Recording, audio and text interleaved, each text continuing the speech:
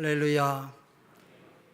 유명한 사도 바울에게는 성경에 참 귀한 일을 많이 한 사람 중에 한 분인데, 이 바울에게는 수많은 동역자들이 많이 있었습니다. 사도행전과 바울 서신에 등장하는 바울의 동역자는 한 약 100여 명쯤 될 것입니다. 특별히 로마서 16장에는 26명의 이름이 나오는데, 바울은 그 26명의 사람이 어떤 사람인지 일일이 한 명 한 명, 한 사람 한 사람 그들의 헌신과 충성을 언급하고 있습니다. 그것은 바울이 다양한 사람과 좋은 관계를 유지했다고 하는 것을 말해줍니다. 수많은 지역을 돌면서 여러 사람을 만나서 그들을 예수 그리스도의 제자로 세우고 하나님의 일을 맡은 자로 살게 한 사도 바울은 사람을 잘 사귀는 사람임에 틀림이 없는 것 같습니다.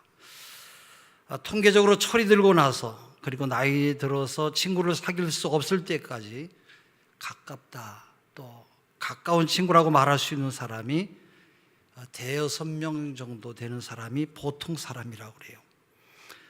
여러분들에게는 나는 이 사람하고 친하다, 이 사람과는 어떤 것도 함께 할 수 있다고 하는 그런 사람이 여러분에게는 몇 명 정도 되십니까? 어떤 사람들은 난 100명쯤 됩니다, 나는 1000명쯤 됩니다라고 하는데, 자기만 그렇게 생각할 뿐이지 다른 사람들이 좋은 친구라고 여기지 아니하면 그 아무 소용이 없는 것이지요. 그리고 가까운 사람이 한두 명 정도 있다고 하는 사람은 사회성에 문제가 있는 사람이에요. 바울은 성경에 기록된 자기 자신의 서신에 나와 같이 일했던 사람, 동행한 사람이라고 그렇게 기록한 사람이 100여 명쯤 됩니다. 사도 바울은 그만큼 다른 사람들에게 좋은 사람으로 살았다고 하는 그런 증거가 되기도 합니다. 그러나 아무리 해박한 지식을 소유한 사람이라고 할지라도 좋은 선생이 되지 못하면 그를 따라가는 제자는 없을 것입니다. 또 아무리 많은 재물을 가진 사람이라고 할지라도 베풀고 나눌 줄 모른다면 그는 구두쇠 혹은 수전도 밖에 없을 것이에요. 아무리 높은 지위에 오른 사람이라도 아랫사람을 짓밟고 깔보기만 한다고 하면 그를 존경하고 따라갈 사람은 없을 것입니다. 그런 점에서 우리도 바울처럼 다른 사람들에게 좋은 사람이 되어야 되고 좋은 사람을 사귈 수 있어야 됩니다.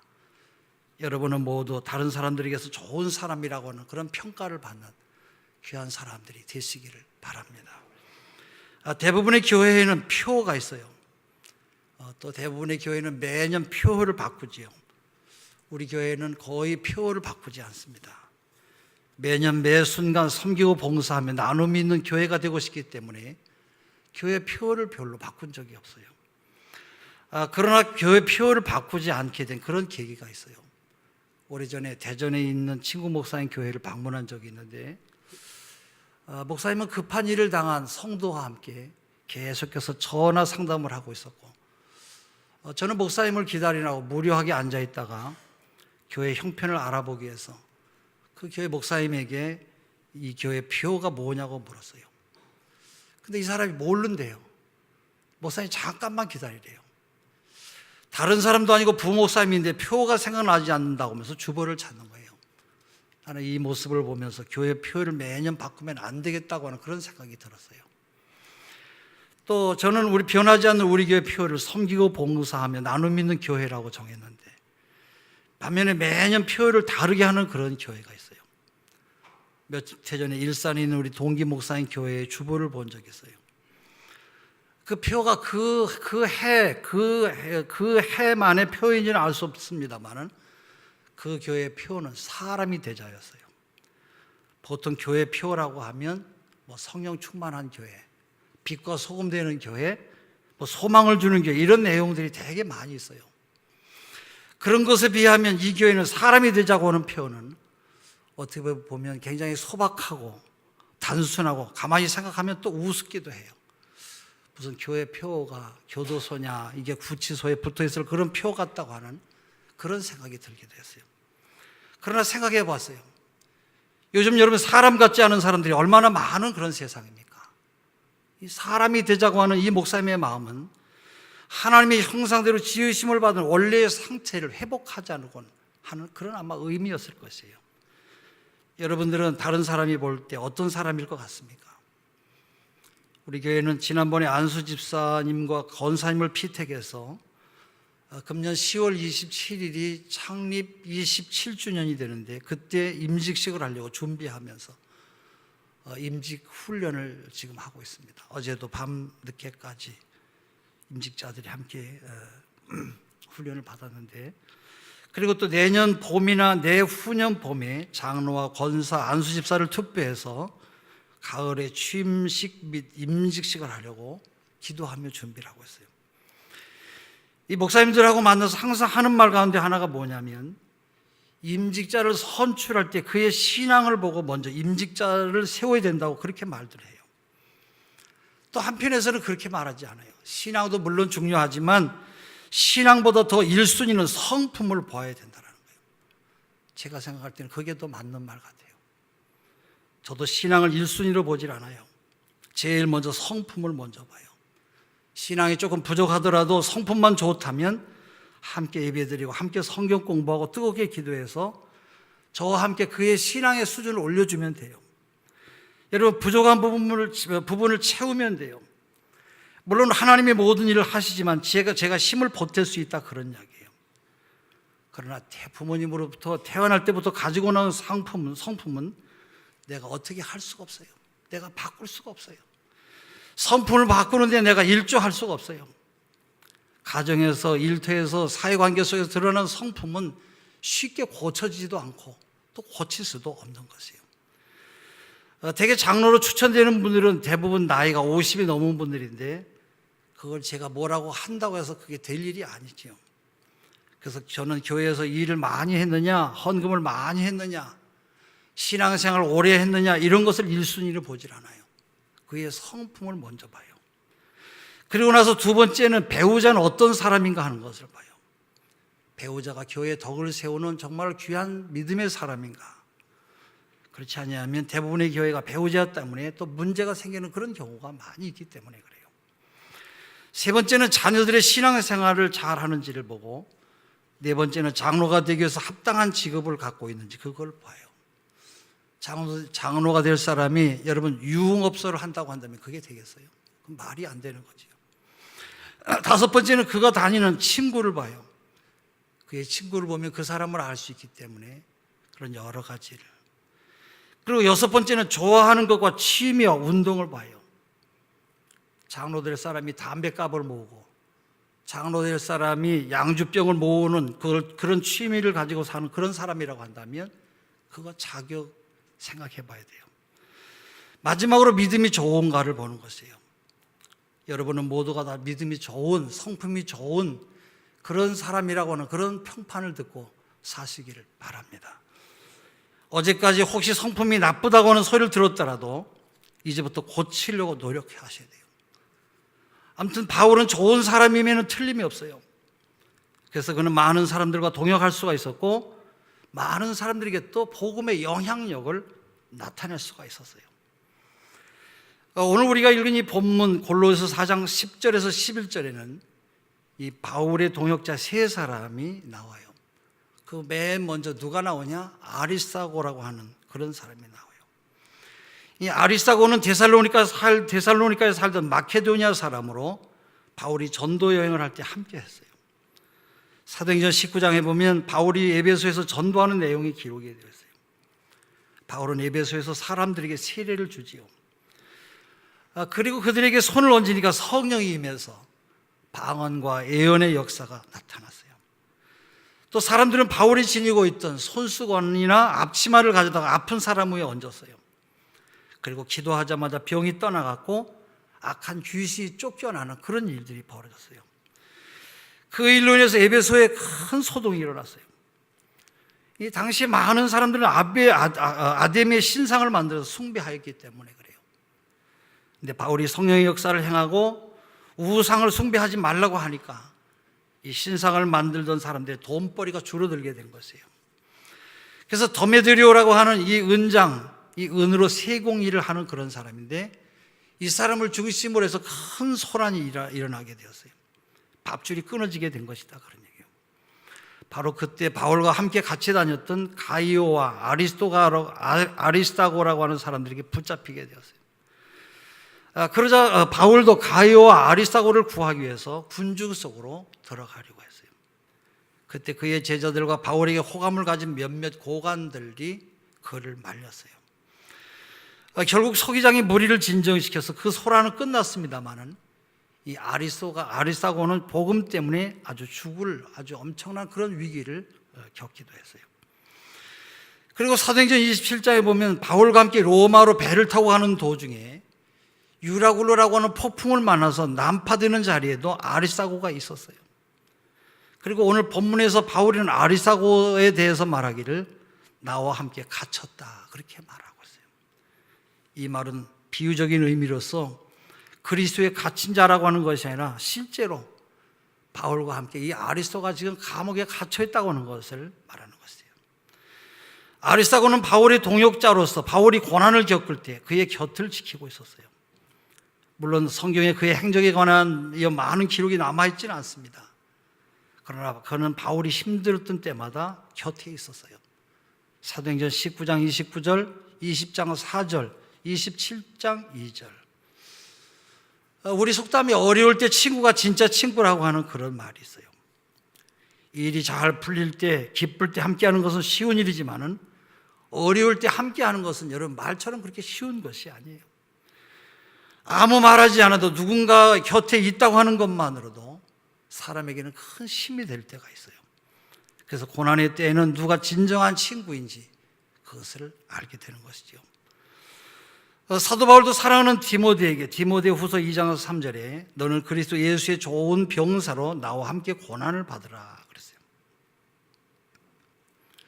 함께 고난을 받으라고 하는 바울의 권면은 나만 고난받는 것이 억울하고 분하니까 너도 한번 당해봐라고 하는 그런 투정이 아니에요. 복음을 위해서 고난받으라고 하는 이 권면은 가장 큰 우리들에게 축복이고 영광인 것이에요. 로마서 8장 17절에 자녀이면 또한 상속자 곧 하나님의 상속자요 그리스도와 함께한 상속자니 우리가 그와 함께 영광을 받기 위하여 고난도 함께 받아야 할 것이니라 말씀했어요. 우리는 예수님께서 누리시는 영광에 참여하기 위해서 예수님께서 겪으신 고난에도 참여해야 된다고 하는 것을 우리가 잊지 말아야 될 것이에요. 사실 고난받기를 좋아하는 사람은 아무도 없어요.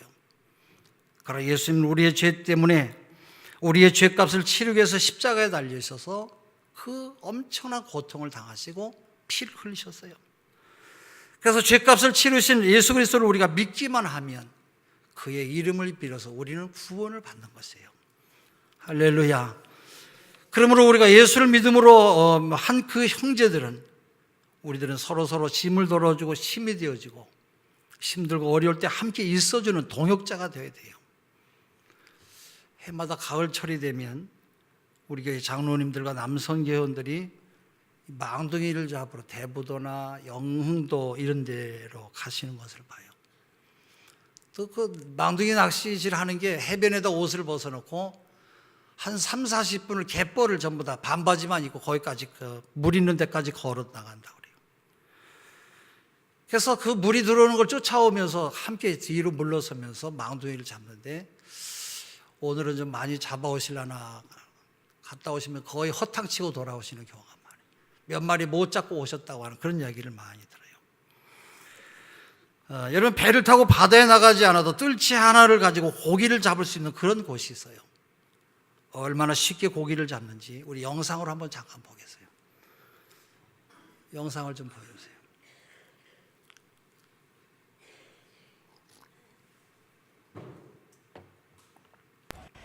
네, 해마다 이맘때면 전남 해남군 울돌목에서 이 뜰채로 숭어를 잡는 이색적인 풍경이 연출되는데요. 올해도 뜰채 숭어잡이가 시작됐습니다. 김윤 기자가 전합니다.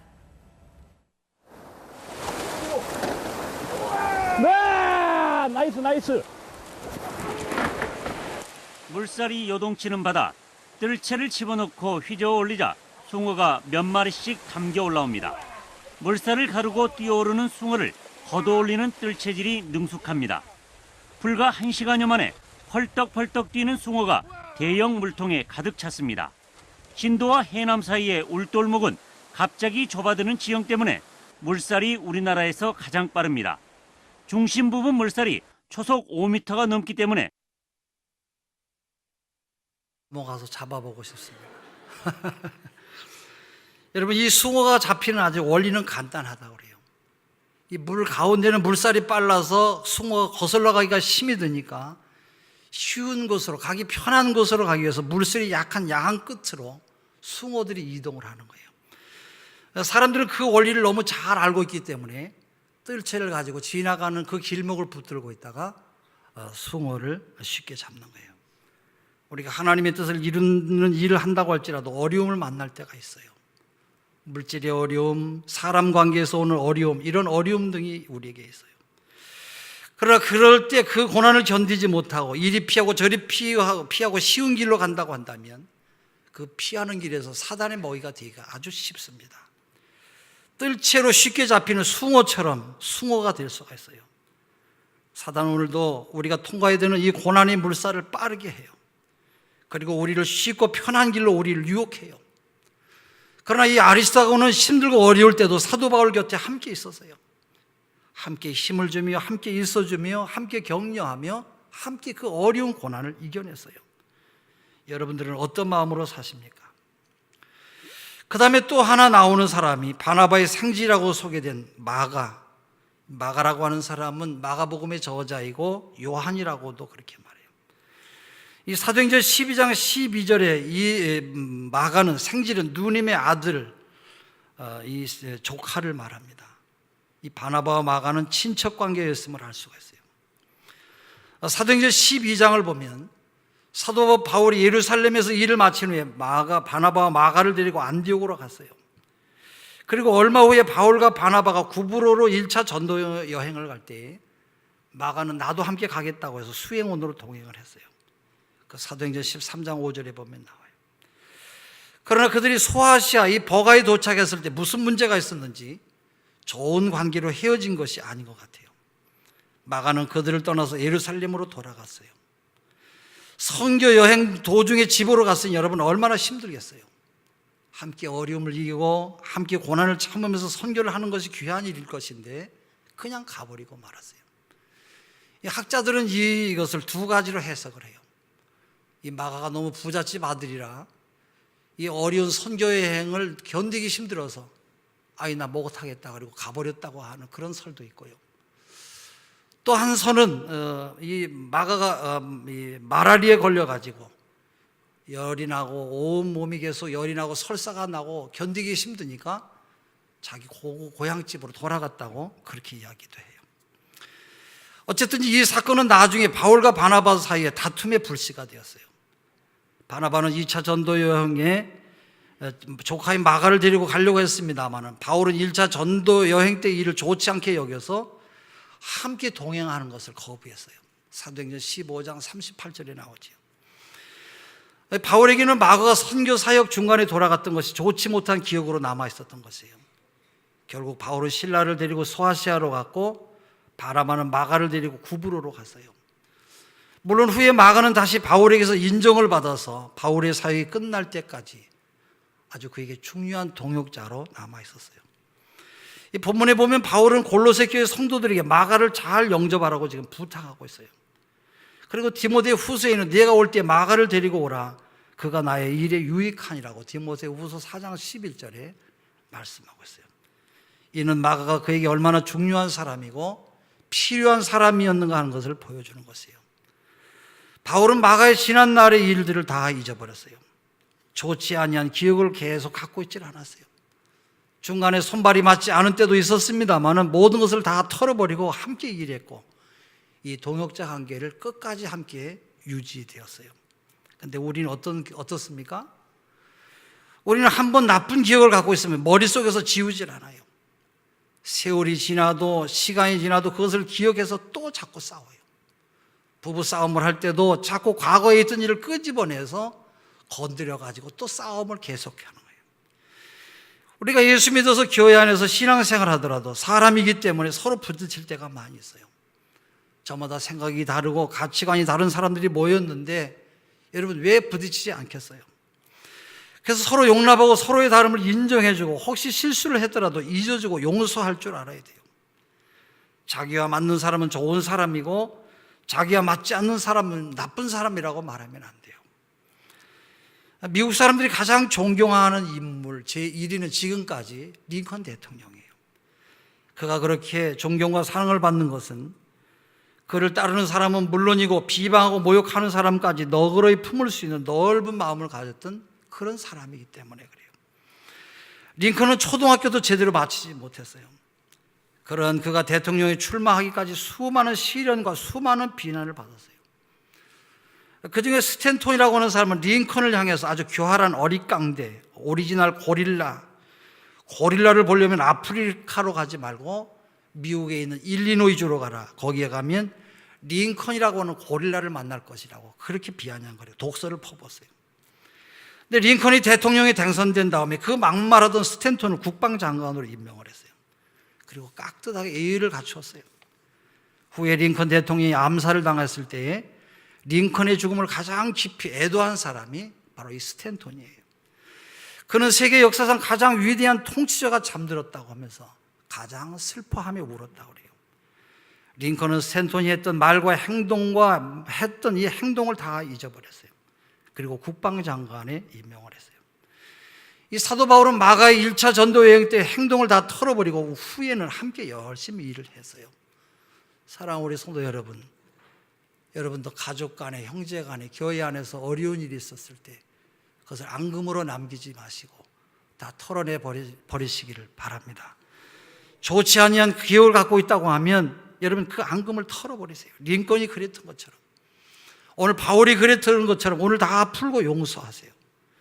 너그러운 마음으로 여러분 그 다름을 당신과 내가 다르기 때문에 그렇다고 하는 이 다름을 우리가 받아들여야 돼요. 좋지 않은 기억을 갖고 계신 분, 기분 나빴거나 섭섭했거나 여러분 이런 사람들은 여러분 풀어버리세요. 좋은 말 할 때 여러분 풀어버리세요. 누구를 위해서가 아니라 나의 자신을 위해서 그렇게 해야 돼요. 그리고 오늘 본문의 마지막으로 나오는 이 언급된 사람이 유스도라고 하는 사람이에요. 성경에 그의 이름은 본문에 한 번 기록될 뿐 자세한 내용은 없어요. 그러나 분명한 것은 그가 바울의 동역자로서 함께 하고 있었다는 것이에요. 뭘 했는지 뚜렷하게 드러나진 않았습니다만은 바울과 함께 했던 사람이에요. 아리스타고 마가 그리고 유스도, 그들은 할레파 유대인이었어요. 근데 그 바울은 그들을 하나님의 나라를 위해서 함께 일하는 동역자라고 그렇게 소개를 하고 있어요. 많은 유대인들에게 미움을 받으면서 주로 이방인들을 위해서 사역해온 바울에게 유대 동족인 이 세 사람의 수고가 큰 힘과 위로가 되었던 것이에요. 아리스타고와 마가와 그리고 유스도, 이 사람들은 바울과 똑같은 목적을 가지고 있었어요. 다름이 아닌 하나님 나라, 하나님의 뜻을 따르는 그런 삶이었어요. 하나님의 일에 한 마음, 한 뜻이 되어서 일해야 돼요. 근데 못된 일에 마음을 모으는 그런 사람들이 있어요. 이게 1년여 전인데 신문에 망치로 손가락을 고의로 때려가지고 보험금을 20억을 타는 일당이 붙잡혔다고 하는 그런 기사가 실렸어요. 이 사람들은 건설 현장을 돌면서 마취를 하고 손가락을 골절시키면 아프지도 않고 2천에서 3천만 원을 벌 수 있다고 사람들을 꼬였어요. 그리고 그것을 그대로 실천했어요. 또한 허위 목격자들을 미리 만들어서 보험회사의 조사를 대비할 정도로 아주 치밀하게 준비를 했어요. 그렇게 여러 지역을 다니면서 돈을 타내서 나눠 가졌습니다만 결국 덜미를 잡혔어요. 그 기사의 마지막은 이렇게 끝을 맺고 있어요. 이게 작년 7월 9일에 조선일보에 나왔던 기사인데, 범행에 가담했던 근로자들은 다친 손가락이 정상적으로 회복될 것을 믿었으나 현재는 대부분 구부리지도 못하는 등 장애를 앓고 있는 것으로 확인됐다 그랬어요. 여러분, 세상을 살면서 이런 일이 한 마음이 되어서는 안 돼요. 여러분은 하나님의 선하시고 온전하신 뜻에 마음을 묶는, 하나로 묶는 그런 믿음의 선한 사람들이 되시기를 바랍니다. 여러분의 가정에서도 마찬가지고 일터에서도 마찬가지예요. 힘이 들고 어려워도 끝까지 포기하지 않고 함께 동역하는 사람, 그리고 나쁜 기억을 털어내는 사람, 아무런 드러냄이 없어도 끝까지 바울과 함께 동역했던 유스도처럼 하나님 마음에 합한 그런 복된 사람이 되어야 될 것이에요. 그것이 하나님 앞에 복을 받는 축복의 사람인 줄로 믿습니다. 기도하겠습니다.